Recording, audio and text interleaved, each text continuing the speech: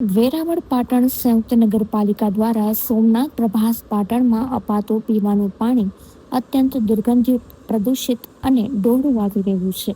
લાખોના ખર્ચે બનેલો filter plant માત્ર શોભાના ગાંઠિયા સમાન બની ગયો છે. શુદ્ધિકરણ વિના જ બેદરકારીપૂર્વક પાણી સપ્લાય કરાતું હોવાની શંકા છે. આસોપાલવ શેરી નંબર 7ના સ્થાનિક રહીશ જગદીશભાઈ બામણિયાએ આક્રોશ વ્યક્ત કરતા જણાવ્યું કે 2-3 દિવસે આવતા પાણીમાંથી ગટર જેવી ભયાનક વાસ આવે છે, જેનાથી પાણીજન્ય રોગચાળો ફાટી નીકળવાની ભીતિ છે. બાયપાસ રોડ પર આવેલા નળનો એરવાલ્વ ગંદકી અને કીચડ વચ્ચે હોવાથી પ્રદૂષણ ફેલાય છે. રજૂઆતો છતાં નગરપાલિકા તંત્ર ઘોર નિંદ્રામાં છે.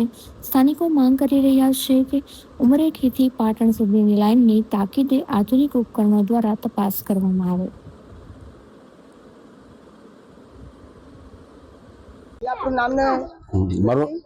મારું નામ જગદીશભાઈ ઉકાભાઈ બામણિયા, શેરી પ્રભાત 4, શેરી નંબર 7, શેરીનું નામ છે આસોપાલવ.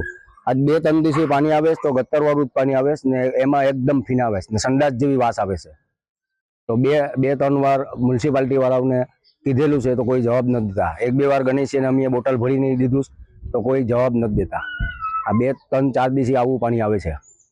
તમારે પીવામાં ચાલે છે? ના, પીવામાં એકદમ ગંધાશ ને પછી બીમારી થાય ઘરમાં. કોઈ જવાબ નથી દેતા. નગરપાલિકાએ શું કીધું તમારે?